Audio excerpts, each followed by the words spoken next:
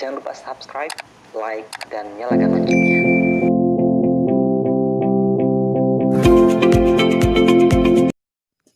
Bismillahirrahmanirrahim. Assalamualaikum warahmatullahi wabarakatuh. Pada video kali ini kita akan membahas tentang ekologi. Ekologi berasal dari dua kata, yaitu oikos yang berarti habitat dan logos yang berarti ilmu. Jadi, ekologi adalah suatu cabang ilmu yang mempelajari tentang interaksi makhluk hidup atau kelompok makhluk hidup dengan lingkungannya. Ruang lingkup ekologi. Ruang lingkup ekologi pada dasarnya terbatas pada beberapa hal. Yang pertama, individu. Individu merupakan satuan organisme dari setiap jenis atau spesies tertentu pada suatu lingkungan. Contohnya, seekor kuda, seekor kupu-kupu, seekor burung, dan seorang manusia. Yang kedua, populasi.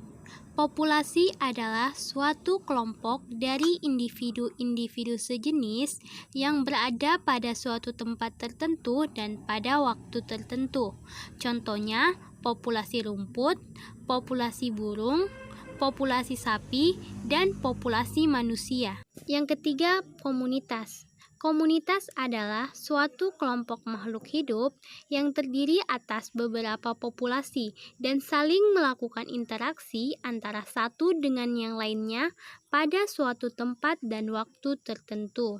Contohnya komunitas sawah. Komunitas sawah terdiri atas populasi padi, populasi burung, populasi kupu-kupu, dan populasi sapi.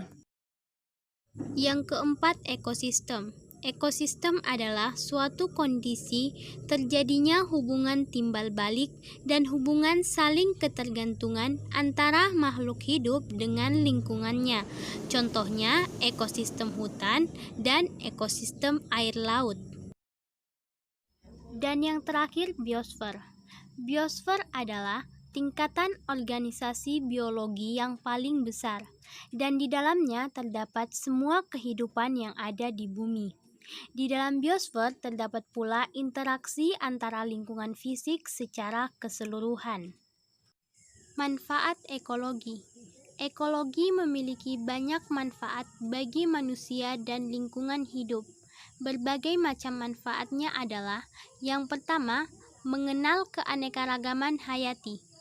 Ekologi memberikan manfaat kepada manusia dalam memahami berbagai macam makhluk hidup serta hubungan antara makhluk hidup dengan lingkungannya. Misalnya, mengenai bagaimana cara seekor unta dapat bertahan hidup pada lingkungan yang kering dan bersuhu tinggi. Yang kedua, mengenal perilaku makhluk hidup. Ekologi memberikan manfaat kepada manusia untuk mengenali perilaku makhluk hidup dan hubungannya dengan lingkungan. Misalnya, sistem sonar pada kapal selam yang meniru indera dari hewan kelelawar dan lumba-lumba sehingga dapat bermanfaat bagi manusia untuk menentukan target atau lokasi. Yang ketiga, pemetaan konsumsi pangan. Ekologi berguna untuk memetakan konsumsi pangan dan mengetahui struktur serta skala pangan dari setiap makhluk hidup. Misalnya, rumput sebagai produsen, belalang sebagai konsumen tingkat 1, katak sebagai konsumen tingkat 2, dan ular sebagai konsumen tingkat 3. Setelahnya masih ada lagi hewan pengurai, dan hasil dari penguraian tersebut dikonsumsi kembali oleh produsen sebagai sumber energi. Yang keempat, solusi masalah pertanian. Ekologi dapat memecahkan berbagai macam masalah pertanian. Seorang petani membutuhkan beberapa mikroba yang dapat menghasilkan nitrat dan amonium untuk menjaga kesuburan tanah. Yang kelima, solusi masalah energi.